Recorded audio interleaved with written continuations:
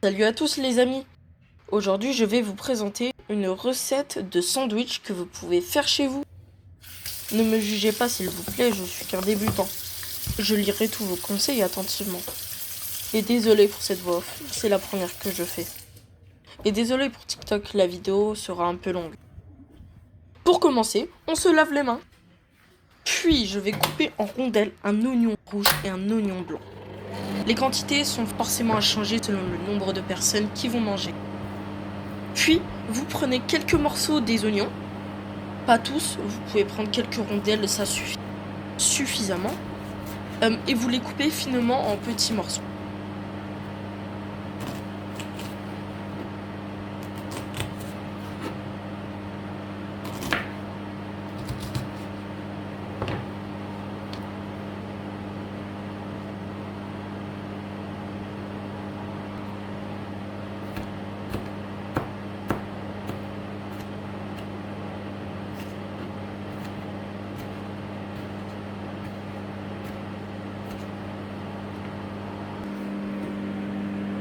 Dans une assiette vide, de préférence, on met 2 morceaux de pain ou pain au burger, comme vous voulez. Moi j'avais que ça sous la main, donc j'ai fait avec ça. Je suis désolée, j'ai inversé la découpe de l'oignon blanc et les pains, donc ça a des règles un peu. J'en suis désolée pour ça. Après, vous prenez les morceaux coupés finement et vous les séparez des rondelles d'oignons. Vous pouvez déjà les mettre dans un bol ou les laisser simplement juste à côté de la planche.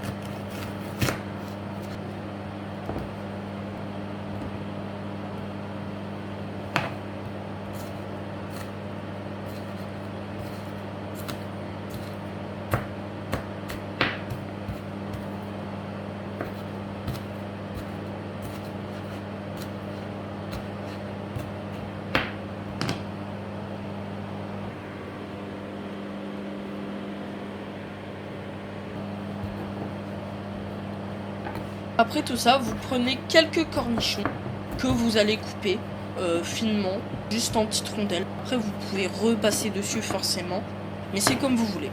Et vous y mettez avec les petits morceaux d'oignon.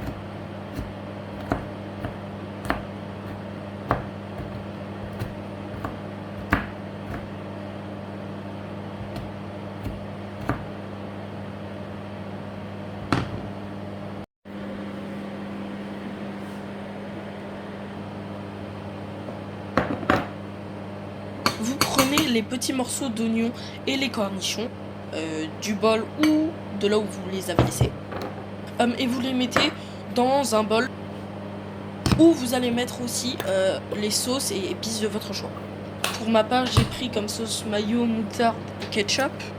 Les dosages, forcément, ils sont toujours à changer pour le nombre de personnes.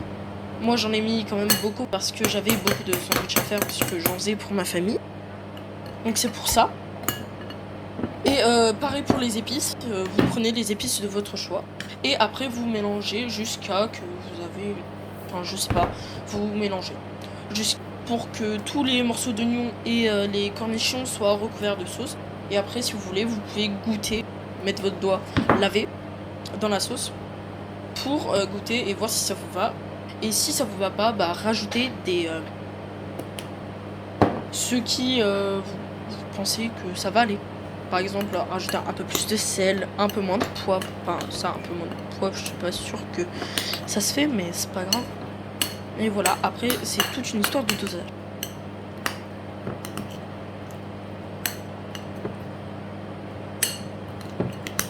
Maintenant, vous allez prendre l'assiette où il y avait les 2 morceaux de pain.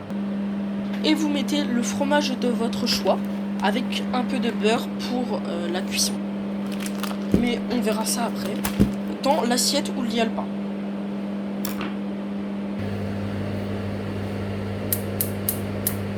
Vous prenez l'assiette, vous y mettez vers une gazinière où vous avez mis une casserole ou 2 comme vous voulez. Vous pouvez mettre plusieurs casseroles, c'est pas grave. Et mettez le beurre à fondre. Puis vous mettez les pains dans la poêle. Vous appuyez dessus. Et vous le retournez au bout d'un moment, 10 secondes, ça va suffire amplement. Et vous faites pareil pour l'autre pain.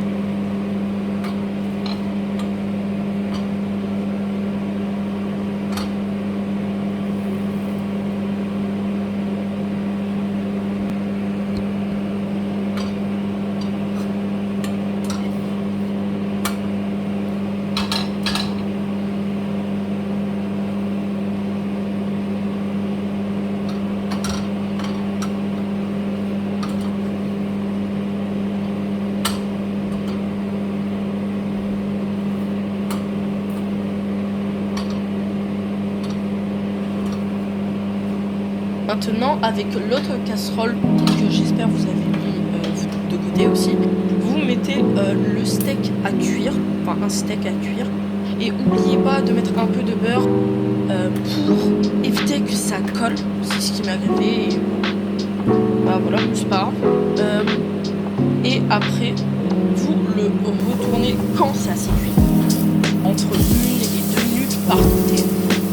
Or pour saignant, ça va être plus 1 minute, 1 minute 30. Et pour un peu plus que saignant, ça va être dans les 2 minutes.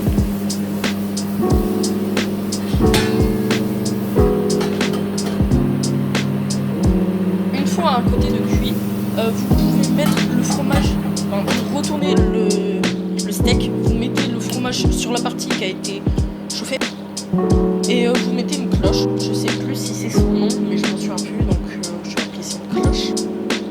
En attendant, vous prenez vos pains cuits, enfin je sais pas si on peut dire ça comme ça, cuits, et vous mettez la sauce dessus. N'hésitez pas à être généreux si vous êtes seul à manger, bien évidemment.